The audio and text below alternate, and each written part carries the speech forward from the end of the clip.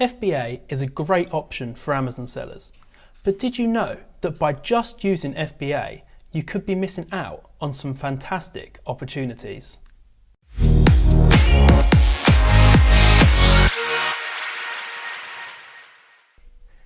Today on Ecommerce Heroes, I'll be talking to Michael Anderson, the co-founder of Etail Solutions, who provide multi-channel e-commerce software and advice on fulfillment strategy to brands, private labelers, and high-volume online sellers. We'll be talking about diversifying your fulfillment models and using methods such as self-fulfillment, 3PLs, and dropshipping in addition to FBA. We'll also be looking at the opportunity that this can create and how to manage all your different models to make sure that things don't get messy. So Michael, Amazon's logistics service, FBA, has enabled a lot of people to succeed on Amazon with the minimum of hassle. But are there downsides to using FBA? Well, it's a good question, and one that we actually get quite a bit. I find, though, that FBA is it's not a black and white issue. So FBA is a fantastic tool. It's a fantastic weapon to have in your arsenal, so to speak. It's definitely got its upsides in terms of the volume that it can bring, but it really is ideal for high velocity items. So items that you're going to do a lot of volume on that are fairly reliable in terms of your ability to do that volume. Because if you're going to sort of forward stock that inventory at Amazon, you don't want to have to pay for that to come back, and you certainly don't want to pay for long-term storage. So, it's great for those high velocity products. Where it usually falls short is when we're talking about sort of overall catalog coverage or any long tail items that you want to sell. Long tail being, items that, when somebody needs the front left fender of a 1969 Camaro, that's the only thing that will work for that particular use case, right? So, but the velocity on something like that probably isn't high enough to forward stock that at FBA. Okay, and so if I'm a seller and I've got a product that I think is suitable for Amazon, will sell well, but isn't fast moving enough for FBA, what are my options? So we find, in our business, we actually support seven different fulfillment models. So you've got Amazon FBA, clearly, right? You've got a traditional pick, pack, and ship, which is you're going to store those items in your own warehouse. You've got drop shipping, where you're working with a supplier who's going to ship products to your end customer for you. You've got cross-docking, which is more of an order-on-demand type of a scenario where you're selling off of a supplier's catalog, but you order it from them. When you sell it, they ship it to you. You send it to the end customer. We work with 3PLs, so an outsourced warehouse, right? You're paying somebody else to deal with all your inventory control and parcel shipments and so forth. And then you have a couple of other Amazon varieties being Merchant Fulfilled Prime, as well as then what's known as Amazon On-Site, which was originally the Amazon Flex program, which was in beta last year, and they've been rolling out a little bit more aggressively this year.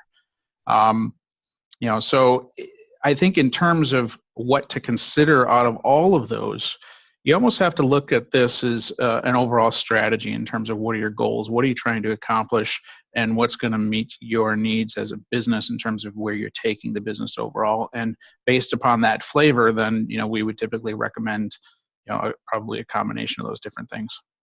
And if sellers punt for a 3PL, self-fulfillment, or decide to dropship orders, can they still qualify for Prime? And on Amazon, if you can't qualify for Prime or you don't qualify for Prime, do you really have a realistic chance of selling products? Yeah, so Merchant Fulfilled Prime and Amazon On-Site, I would say, are two things that people should consider that still allow you to be able to get that Prime badge.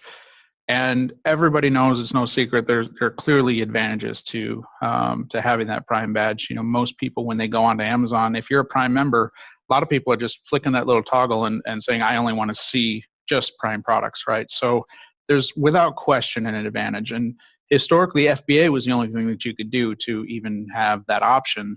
Now you've got those other two as well.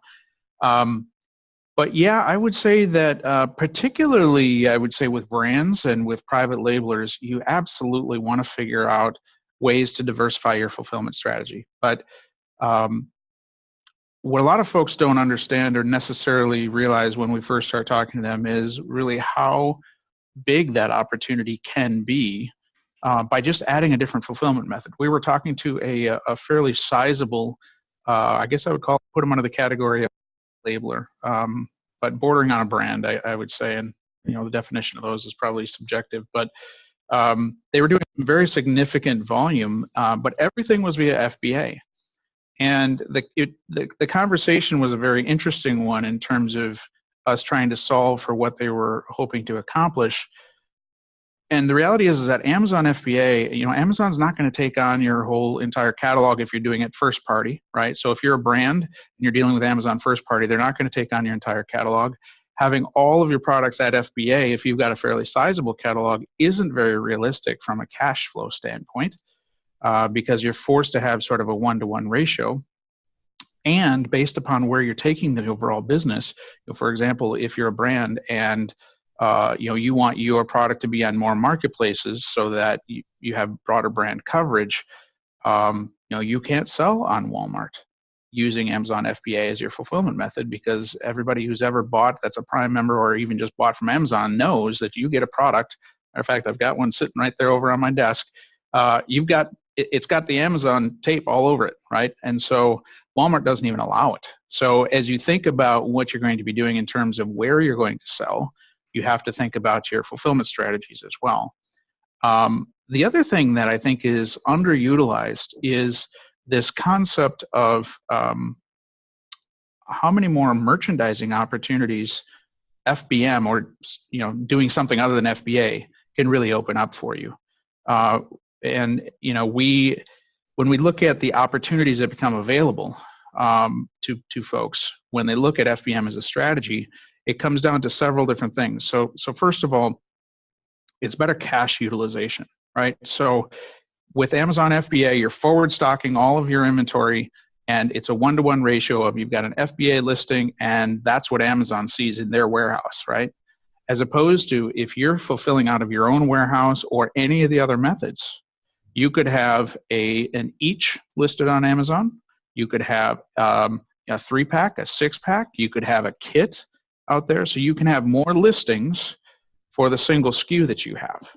So a SKU being a stock keeping unit. If I've got a single product, in my warehouse, let's say I'm selling this calculator, I'm stocking all that inventory on my own shelf as, I've got 100 of these units. But if I'm selling 6-packs of this, I don't know why you'd buy 6 of a calculator, but let's say you did. If I'm selling a 6-pack on Amazon, I could have an each listing. I could have a 6-pack. I could have 12. And when those orders come down, I just grab 6, 12, or 1 based upon that, right? So you're actually able to increase your selling opportunity by having your inventory someplace where you can control it a little bit better than if it's at Amazon FBA, which then results in better cash utilization overall of your inventory. So you're not having to sort of forward commit that out to Amazon. I think that the points you've laid out there for looking beyond FBA, they make a lot of sense.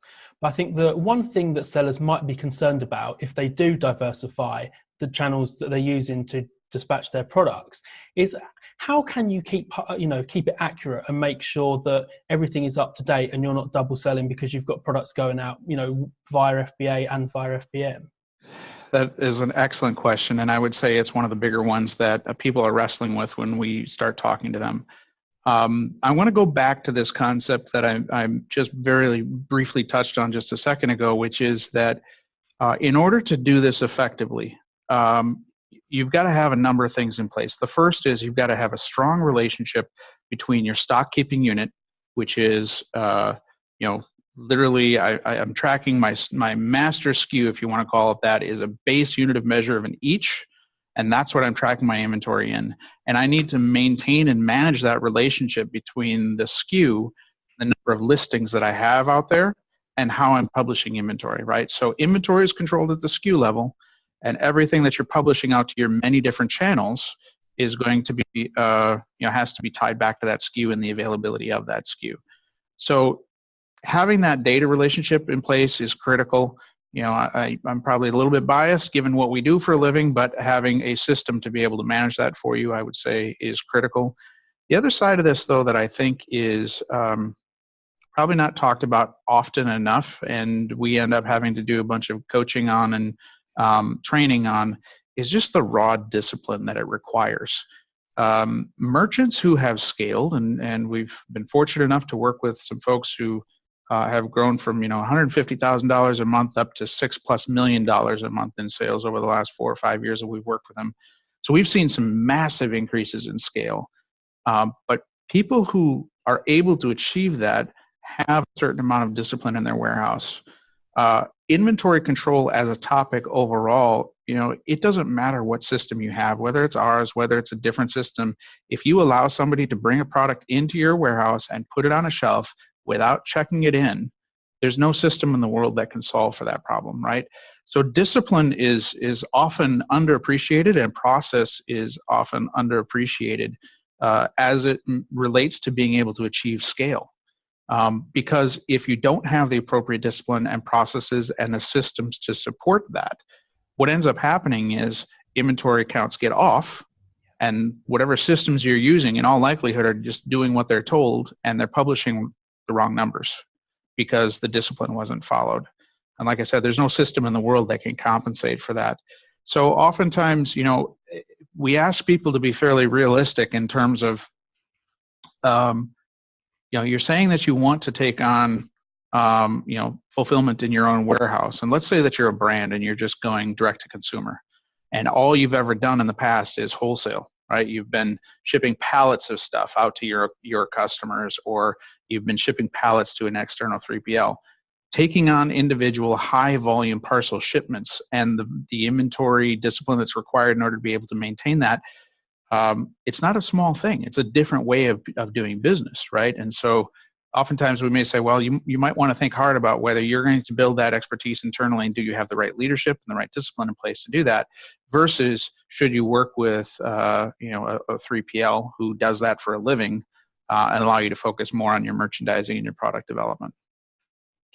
Okay, so drawing everything that you've said together, my final question for you, Michael, is what are your Ecommerce Heroes top 3 tips for businesses who are just starting to consider different fulfillment models in addition to FBA?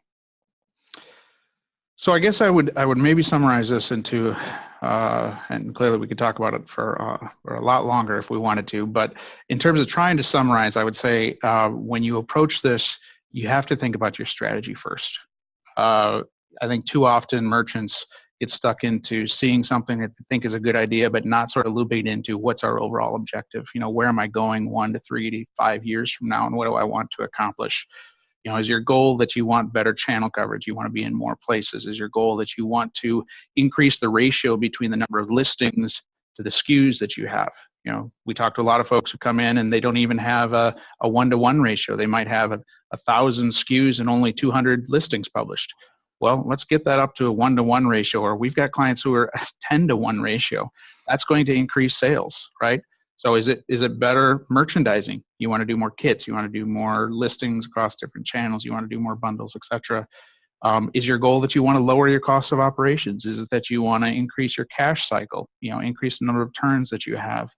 Understand what your strategy is, and then based upon that strategy, like I said, there's 7 different fulfillment methods that we work with on a regular basis, and none of them are wrong or right.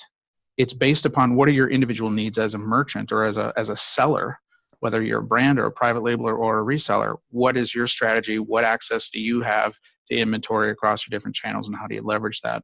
So that's one, is to think about strategy first, and then come to the decisions as to what the right tools are, the right approaches are. The second would be to focus on how do you merchandise better.